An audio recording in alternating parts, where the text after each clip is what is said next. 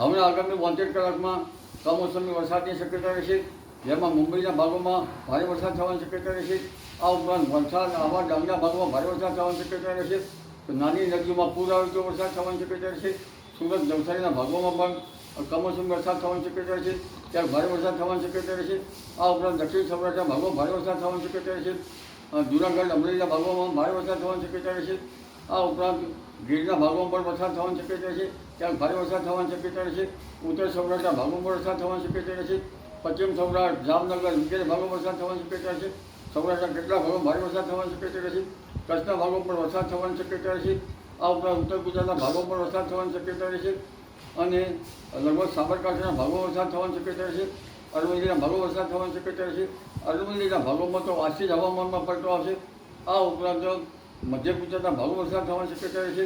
વડોદરાના ભાગોમાં ભારે વરસાદ થવાની શક્યતા રહેશે. આ ઉપરાંત અમદાવાદ, ગાંધીનગરના ભાગોમાં વરસાદ થવાની શક્યતા રહેશે. અમદાવાદના કેટલાક ભાગોમાં તારીખ 26 થી 30 સુધીમાં ભારે વરસાદ થવાની શક્યતા રહે. તેમાં ધોળકા તેમજ સાણંદ, વિરંગામ, બરવાડા વગેરે ભાગોમાં ભારે વરસાદ થવાની શક્યતા છે. કડી વગેરે ભાગોમાં ભારે વરસાદ થવાની શક્યતા રહેશે અને લગભગ પાટડી, દસાડાના ભાગોમાં વરસાદ થવાની શક્યતા રહેશે. આ ઉપરાંત મધ્ય ગુજરાતના કેટલાક ભાગમાં તો ભારે વરસાદ થવાની શક્યતા રહેશે.